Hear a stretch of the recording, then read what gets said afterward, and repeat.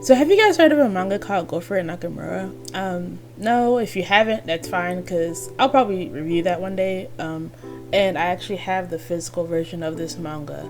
But today I'm going to be talking about another manga by the same artist. It's called Total Eclipse of the Eternal Heart. And I'm going to be straight up. This manga is pretty fucked up. Like, it has murder and manipulation and how do I explain this? It has, let's just say this, there's some people that should not be doing things with minors. That's how I'm gonna say it. But that's, I'm gonna go ahead and say that that's your warning right there. So yeah. So the first chapter starts out with a student named Terashima, and he keeps having this reoccurring dream of this guy choking this kid.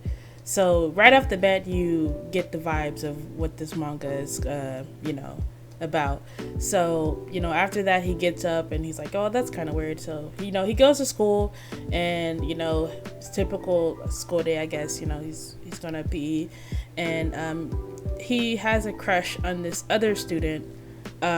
His name is Yamada. So, they have a few moments where they're kind of close. If you read BL before, you kind of know the I don't know, the tropes that they go through. So then Yamada is like kind of teasing him. He goes up to Hoshino. He's like, hey, let's kiss. And Hoshino's like, oh my god.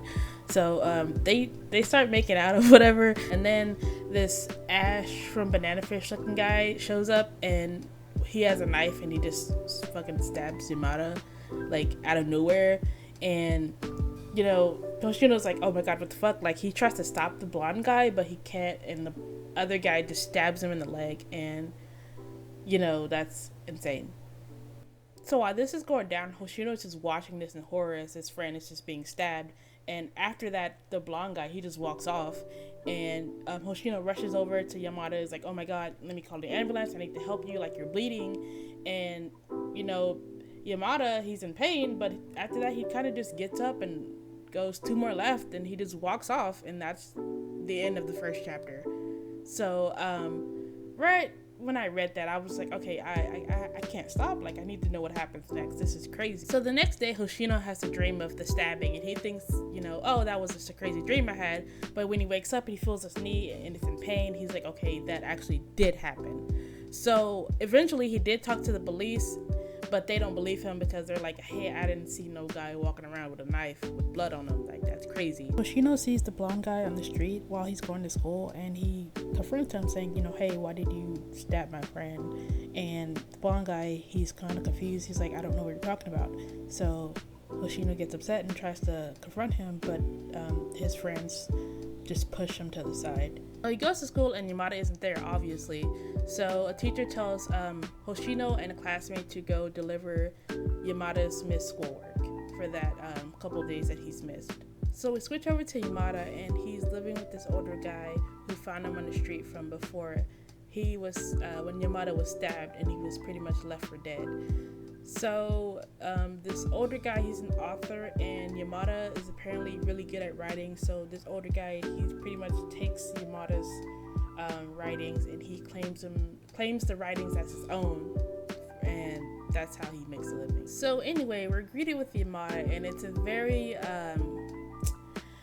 I don't even know how to put this. So let's just say that Yamada is eating some ice cream that this older man gave him, if that makes sense.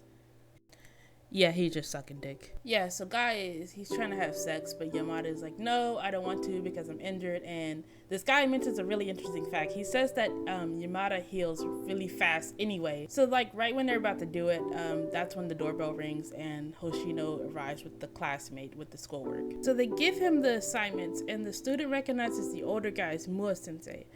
And Yamada asks him, hey, like, do you know him? Like, what book do you like, and what scene specifically do you like from the book?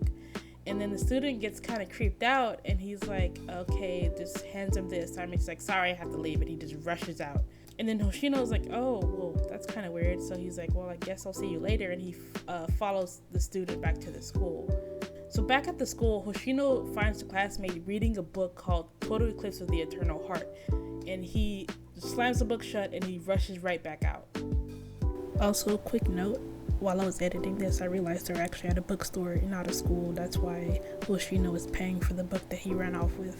The classmate rushes back to Yamada's house and he just bursts right in saying that Yamada has written about him in the book. To which Yamada kind of just shrugs it off and just goes, "Oh, you must be my 8th victim." And Yuo Sensei, the older guy, is kind of just confused by what's going on. And he's just like asking Yamada like, "Hey, like what is he talking about? What's going on?"